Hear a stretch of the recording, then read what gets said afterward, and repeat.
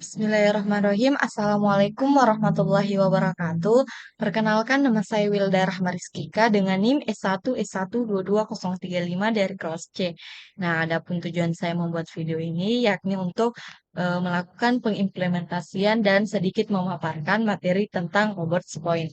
Nah, yang dimana Roberts Point ini masih termasuk dalam materi sebelumnya yaitu kelas N Object. Nah, kemudian seperti apakah Roberts Point itu? Nah, langsung saja di sini pada penjelasannya. Roberts Point adalah contoh implementasi dalam Python dari sebuah kelas bernama point yang digunakan untuk merepresentasikan titik dalam ruang dua dimensi. Ini adalah contoh sederhana dari kelas yang memiliki beberapa metode untuk mengakses dan memanipulasi koordinat titik, yaitu menghitung jarak antara titik dan melakukan operasi matematika sederhana seperti pertambahan dan perkalian. Nah, langsung saja di sini kita masuk pada pengimplementasiannya. Di sini kita masuk pada Visual Studio Code. Nah, langsung saja. Nah, sebelumnya saya sudah mempunyai materi dari Roberts Point ini. Nah, di sini pada codingan ini saya akan tuliskan di sini. Kemudian setelah saya tuliskan akan kita bahas satu persatu dalam codingan ini. Nah, di sini langsung saja saya masukkan codingannya.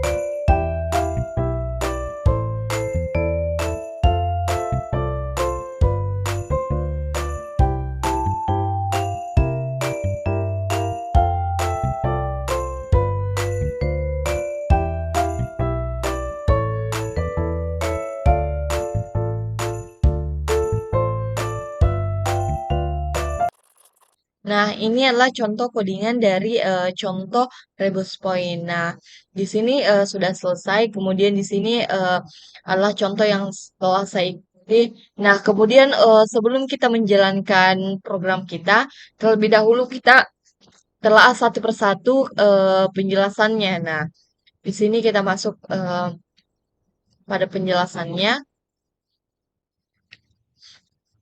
Nah, yang pertama yaitu kita mengimpor fungsi strt. Nah, dari modul math untuk digunakan dalam menghitung jarak antara dua titik. Nah, yang ini. Kemudian yang kedua kita mendefinisikan kelas point yang memiliki dua atribut yaitu x dan y yang merepresentasikan koordinat titik dalam ruang dua dimensi. Nah, kemudian yang ketiga itu konstruktor. Di sini kita menggunakan fungsi init yang digunakan untuk menginisialisasikan objek titik dengan koordinat awal atau default 0 dan 0. Nah, kemudian di sini kita menggunakan metode get dan get y yang digunakan untuk mengakses koordinat x dan y dari objek titik. Nah, di sini ada koordinat koordinat x dan y. Nah, kemudian metode set x dan set y. Di sini set x dan set y yang digunakan untuk mengubah koordinat x dan y dari objek titik. Nah, kemudian di sini kita juga menggunakan metode scale yang digunakan untuk mengalihkan koordinat titik dengan faktor tertentu. Nah, contohnya yang ini. Nah, kemudian di sini yang ketujuh itu kita menggunakan metode distance, yaitu digunakan untuk menghitung jarak antara dua titik menggunakan rumus jarak Euclidean. Nah, di sini eh, kemudian yang ke-8 itu metode normalize yang digunakan untuk mengubah titik menjadi titik satuan atau menghasilkan panjang vektor satu. Nah, kemudian di sini kita juga menggunakan fungsi str atau metode str yang dimana kita gunakan untuk mengembalikan representasi string dari objek titik. Contohnya itu 3 dan 4. Nah, kemudian di sini kita masuk pada metode add, digunakan untuk menambahkan dua titik bersama-sama. Eh, nah, kemudian di sini kita masuk metode mul. Nah, ini metode mul, ini metode add. Nah, di sini metode mul digunakan untuk melakukan perkalian antara titik dan skalar atau produk titik antara dua titik. Nah, lanjut saja di sini kita jalankan programnya. Nah, di sini output yang dikeluarkan itu sudah sesuai dengan codingan yang telah kita buat tadi. Nah, di sini ada output koordinat poin 1, 3, dan 4. Nah, kita cek di sini bahwa poin 1 itu poinnya itu 3 dan 4. Nah, ini sudah benar. Dan jarak antara poin 1 dan poin 2, 2 titik dan seterusnya. Di sini menghitung jarak. Di sini kita menggunakan distance poin 1, kemudian di sini kita masukkan jarak antara poin untuk mengeluarkan output yang ini.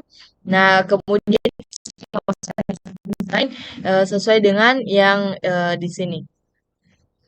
Nah, kemudian di sini adalah hasil penambahan poin 1 dan poin 2. Nah, di sini sudah sesuai bahwa hasil penambahannya itu yang dimana 3 tambah 1 kan 4 dan 4 tambah 2 6. Nah, ini sudah sesuai dengan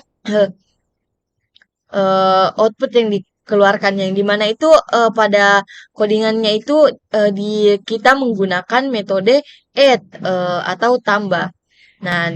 Nah, kemudian di sini kita masuk pada output hasil perkalian poin 1 dan 2 yang dimana hasilnya itu ada 6 dan 8. Nah, sudah sesuai bahwa di sini kita menggunakan metode mul yang dimana di sini nilainya 6 dan 8 karena eh, 3 tiga kali 2 kan 6 dan 4 kali 2 itu 6. Jadi sudah sesuai dengan hasil yang ada pada codingan ini dan yang sudah sesuai dengan output yang dikeluarkan. Nah, mungkin itu saja penyampaian materi mengenai Robert's Point dari saya. Kurang dan lebihnya mohon dimaafkan apabila terjadi kesalahan pada tutur kata saya. Kurang dan lebihnya saya mohon maaf yang sebesar-besarnya. Wassalamualaikum warahmatullahi wabarakatuh.